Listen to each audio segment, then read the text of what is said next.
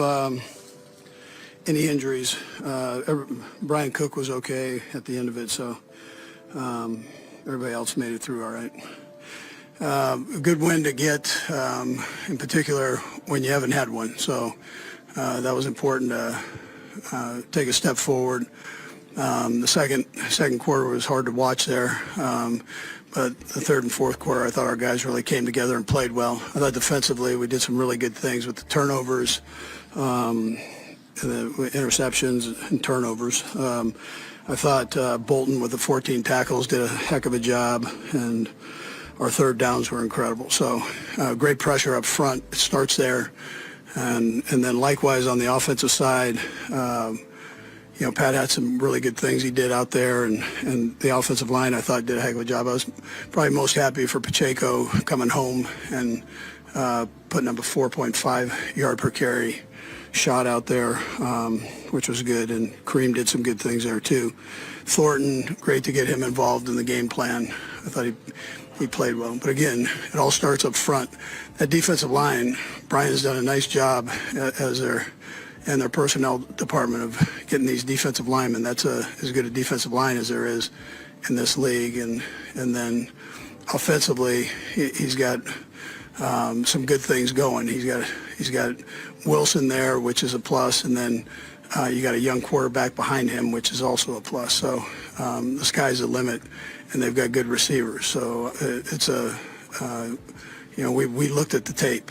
We looked at them playing Washington and barely squeaking, Washington barely squeaking out the win. We watched Dallas, and where they really got after it in the Dallas game and played well. But again, this game is the margin between winning and losing is so small. So I know New York people are very passionate. So give Brian an opportunity, man. He's got great personality for this sport and for you people here. So anyways, by that time, yours. What stands out most about the Tyquan Thornton catch there on the down late?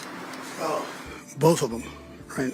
He had the one, back to back, Pat went to him. And it was a nice job, making the second one go there. So, and he's got, he's showing some things. So that's, he's a guy that I know Juju spoke highly of when he was at the Patriots. I mentioned Bill Belichick, gave him big compliments, and he's come in here and done nothing but work hard. And so it's nice to see him getting an opportunity. Andy, did Patrick, was that the call of the play that had you go right back to him on that second play, or was that Patrick's read all the way? Yeah, it was Patrick. Yeah. He wasn't by your design. Nags and I tag team those things, so give Nags the credit on that. And just to come out in the second half, it looked like some juice and execution that maybe you hadn't had. What we played better together is what we did. Played better together. So we had too many mistakes. One thing here, one thing there. Some of that can be that you're just trying too hard at times, and then some dumb things can happen. And so you've got to really stay on top of that. And everything's about execution on the offensive side, but you got to have everybody doing it. And then I've got to make sure I get them in the right position to be able to do those things. So it's a team effort, but everybody has to come together on that. And I thought they did a better job with it. Late in the first half, when Patrick recovered that lateral and ripped the ball out of Okerike's hands, when a quarterback makes a play like that, what kind of impact does it have on the rest of the team? Yeah, that was big. That was that's how he rolls.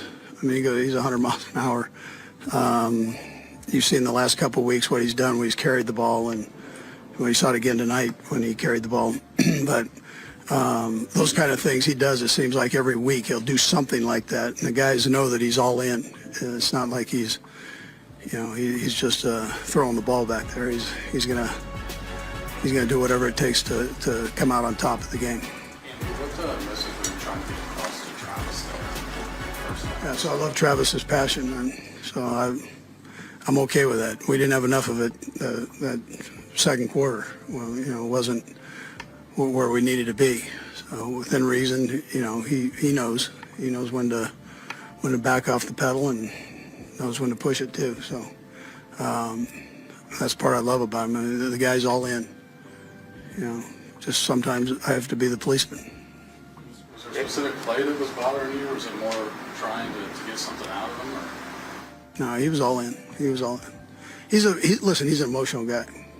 He's Irish. Andy, sorry, related, but just related to that. I mean, it looked like you felt like maybe you were telling him to. I hate to put it this strongly, but to back off a little bit. Do you feel like you, within reason, is? Don't make too much of it. I mean, look, he's a passionate guy, and I love that part. So I've been through a lot of things with him. So that's all part of it. I love that he loves to play the game. That's what I love, and it's an emotional game. So I'll take it. Coach, when you're in that second quarter and it's just not working right, was halftime a welcome thing at that point, or was it hard to kind of dig out while it was going on? We had the big PI towards the end there, right?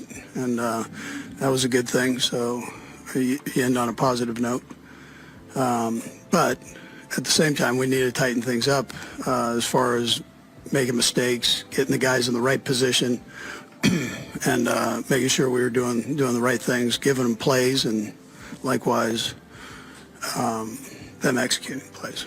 That's Sam. What do you think of just the secondary tonight, specifically the way the defenders played? I love the interceptions, man. Turnovers are a beautiful thing. And then they've got good receivers. That number one is the real deal. He's as good as there is in this league. So for us to be able to put the clamps on him a little bit, that's not an easy chore. He's a heck of a football player.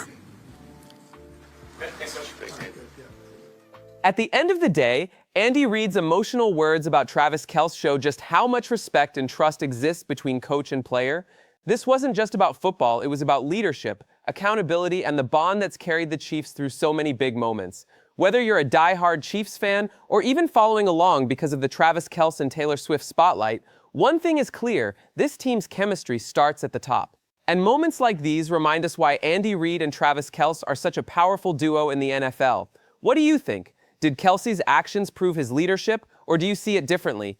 Drop your thoughts in the comments. I'd love to hear from both Chiefs Kingdom and Swifties tuning in.